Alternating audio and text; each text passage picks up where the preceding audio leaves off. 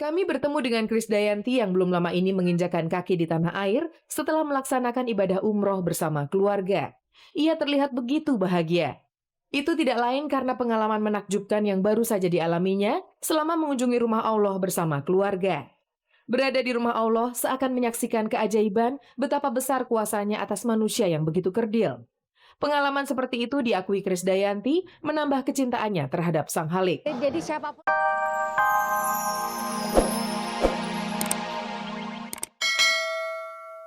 Lama tak terdengar kabarnya, penyanyi Roni Waluya terkena kabar tak mengenakan.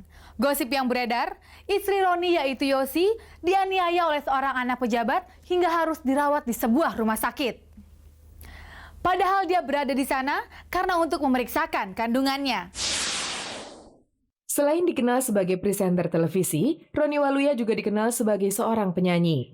Memang bukan penyanyi papan atas, tapi yang namanya artis tidak peduli dari lapisan apapun pasti akan terserang gosip. Tidak terkecuali Roni Waluya. Baru-baru ini ia dibikin bingung dengan kabar berantai lewat pesan singkat melalui telepon seluler. Isinya, Yosi istri Roni Waluya dikabarkan dirawat di Rumah Sakit MMC pada tanggal 15 April lalu. Kemudian muncul kabar susulan yang menyebutkan terbaringnya istri Roni di rumah sakit karena habis mengalami penganiayaan. Yang melakukannya adalah anak seorang pejabat. Pada pesan berantai itu memang tidak disebutkan secara pasti apa yang menjadi penyebab penganiayaan itu.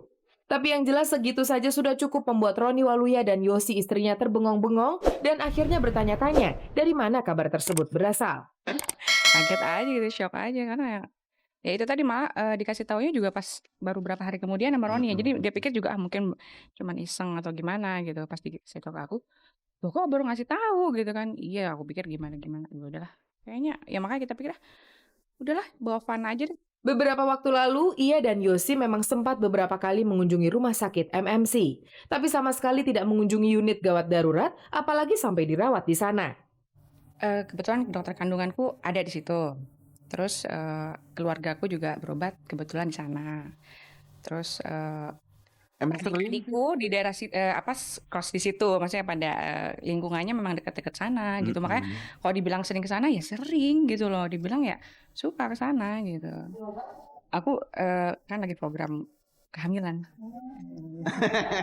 Yang membuat Roni semakin bingung, kok bisa-bisanya gosip tersebut timbul tanpa ada ujung dan pangkalnya. Padahal selama ini ia merasa jauh dari kehidupan gemerlap selebritis. Ia juga merasa tidak punya seorang pun yang pantas disebut musuh. Saya sih selama ini alhamdulillah selalu pengen cari teman sebanyak-banyaknya lah gitu loh. Kan nggak pernah ada embe-embe pengen apalah cari sensasi apa gimana terus jadi dimusuhin orang. Kalau tiba-tiba orang ada yang nggak suka, itu kan hak setiap orang suka nggak suka gitu ya.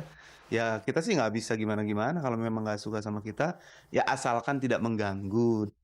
Tidak akan habis dipikir kalau mencari jawaban maksud dari semua ini. Untuk menenangkan hati, Roni dan Yosi beranggapan gosip yang sengaja dihembuskan ini hanyalah pekerjaan orang yang tidak ada kerjaan saja. Dapat berita dari mana ya gitu kan? Gitu aja nanggapinnya. Ya kalau misalnya ditanya kok bisa sampai seperti itu ya, kita juga nggak tahu ya. Atau paling tidak, anggap saja gosip tersebut sebagai sebuah kado ulang tahun pernikahan Roni dan Yosi.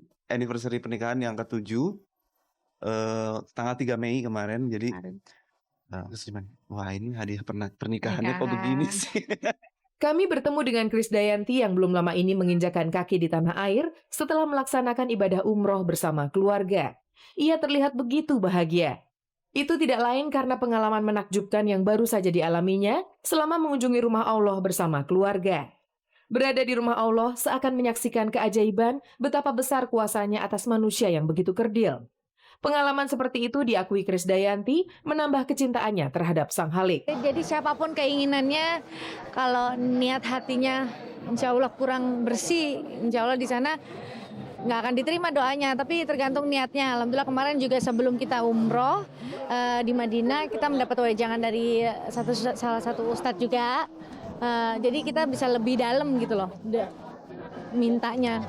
Kebahagiaannya bercampur haru ketika ia menyaksikan kedua buah hatinya terlihat begitu bersemangat untuk menjalankan ibadah umrohnya dengan baik. Aku justru sangat-sangat takjub lihat keadaannya Aurel yang dia bawa catatan, dia baca di depan mustajam, di depan Ka'bah, dia berdoa untuk omnya, untuk tantenya.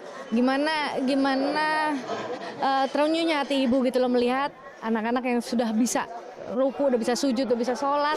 Dan bahkan Aurel ngingetin, Mi udah ajan, kayak gitu-gitu.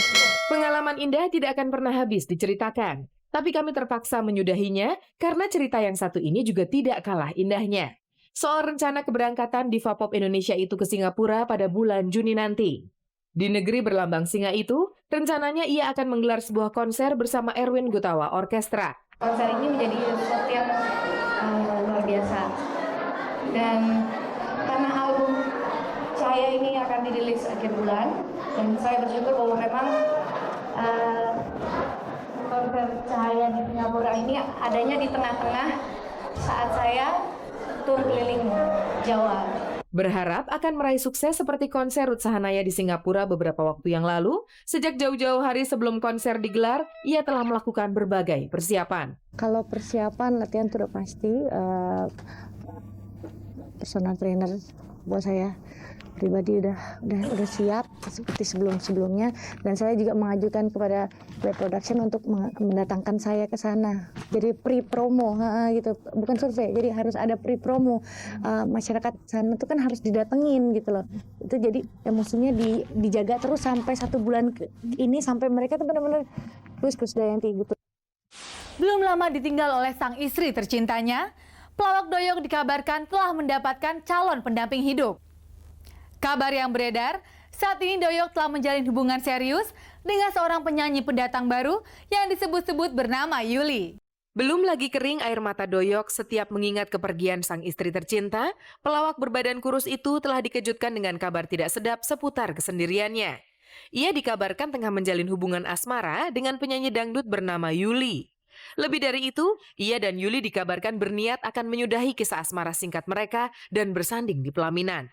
Tentu saja kabar yang ia dengar dari mulut ke mulut itu membuatnya bingung dan bertanya-tanya. Ya, ini yang kabar yang tidak bisa dipertanggungjawabkan, bahwa 100 hari juga belum, ya kan? Apa kata orang-orang kalau saya sampai terdengar kabar saya nikah lagi? Bayangin coba. Ia memang tidak tinggal diam menanggapi kabar yang menurutnya cukup mengganggu itu.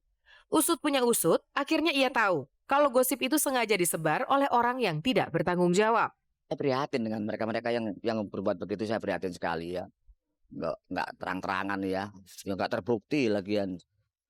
Ya anak-anak saya juga belum mau terima. Memang wanita banyak, tapi untuk menjadi istri itu nggak gampang, ya kan? Soal Yuli yang katanya penyanyi dangdut itu, sejujurnya ia mengaku mengenalnya. Menurut Doyok, ia dan Yuli pernah sama-sama terlibat dalam pembuatan sebuah album dangdut 6 tahun yang lalu. Sejak saat itu, ia dan Yuli tidak pernah lagi berhubungan. Sampai beberapa saat sebelum gosip ini muncul, secara tiba-tiba Yuli menghubunginya dan mengajak Doyok untuk mengunjungi tempat tinggalnya. Dia sampai saya ngasih alamat rumahnya itu, yang tepat itu. Ya, saya baca gitu aja, saya nggak ambil tindakan lagi, udah. Apapun maksud dari penyebar kabar bohong tersebut, yang pasti ia merasa dirinya telah dijadikan korban untuk kepentingan pihak tertentu. Ya saya juga prihatin, ya kan, kok kenapa nggak ada jalan lain kok ya begitu. Meski sedikit kesal, Doyok tidak mau dibikin pusing dengan gosip tersebut. Ia sudah cukup dibikin lelah dengan kesibukan barunya, menjadi kepala keluarga sekaligus ibu rumah tangga. Saat-saat ini memang nggak ada rencana untuk nikah itu loh. Dalam waktu dekat ini. Itu kan beritanya kan dalam waktu dekat ini.